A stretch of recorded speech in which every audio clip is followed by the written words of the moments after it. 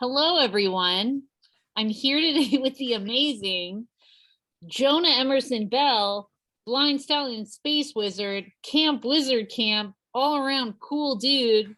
Welcome to the show. Oh, thank you so much, Karina. It's great to be here. And I love getting to talk to you. And I am excited to get to talk to you and record it and share it with other people, because I feel like we get to have really great conversations on a semi-regular basis, not as often as I'd like, but it's always a pleasure to sit down and chew the fat with you.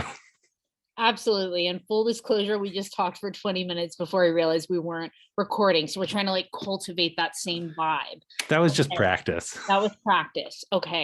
You know, the card that was chosen, because I pull 4 cards and then patrons vote on it, was the 10 of Cups. And, you know, the thing about it is like, I know that we were sort of like, how do you apply 10 of Cups to these times? Like July 2022 is like especially intense because second Pluto return, and then the North Node conjunct Uranus and Mars, which feels like really explosive energy, especially in the context of the Pluto return.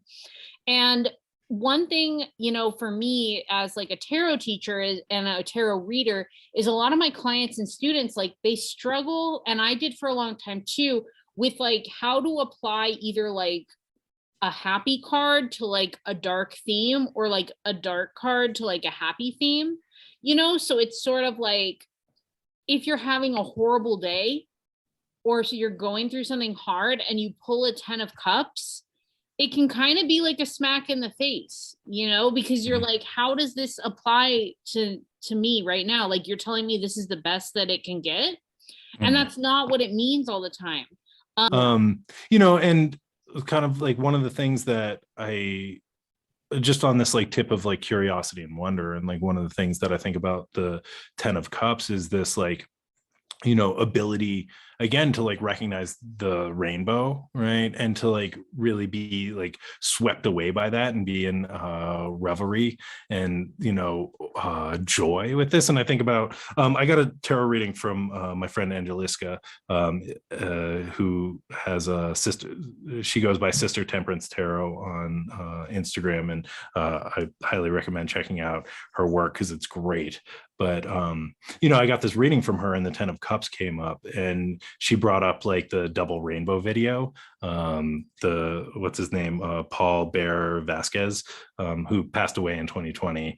Rest in peace, rest in power, my friend. But that video was like so like such an anomaly, right? Like people didn't know what to make of it, because this guy was just like so swept away, so taken by this like double rainbow, right? Full on double rainbow all the way across the sky, right? And there was like remixes and reboots, like, you know, Burning Man gave him a free ticket to like come there, right? And I think that part of it was like people were like, what the fuck is up with this dude? Is he on drugs? Like, how can somebody be like that amazed by a rainbow, right? And I think that is like not the right question, right? I think the right question is like, why am I not able to have that experience with a rainbow, right? Like, why can't I just like let myself go into like childlike curiosity and wonder and like really appreciate this like beautiful thing that we get to see and like really soak it in and like allow ourselves to like freak out and fucking enjoy it, right?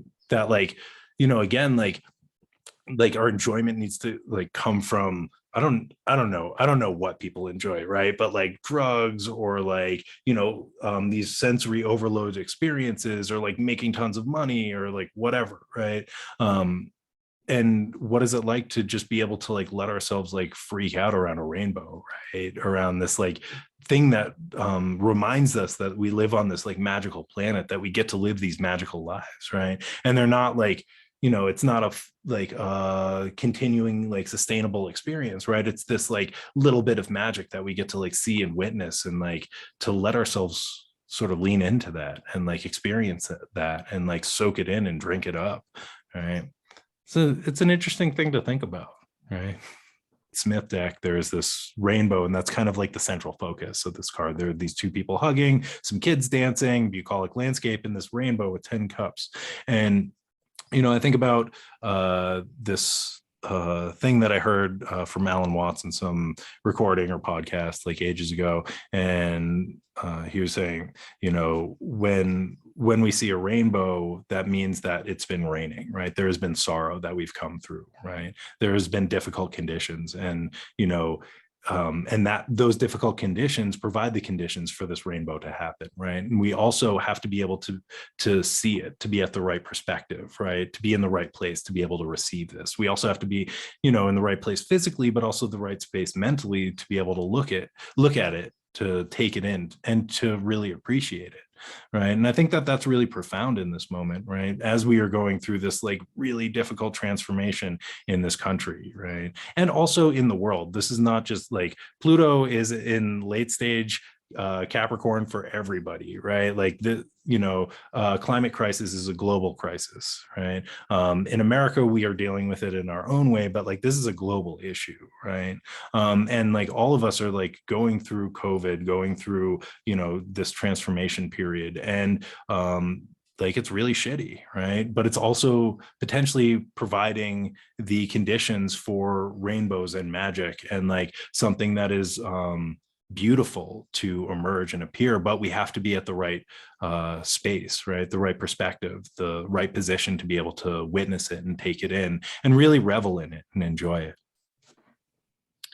Yes, absolutely. I love everything you shared about that. And you know, as I shared before, it makes me think, like, I love that quote about the rainbow only appears because of the rain, which seems like, I mean, when I say that out loud, it sounds like a Guns N' Roses lyric. You know what I mean? Like, in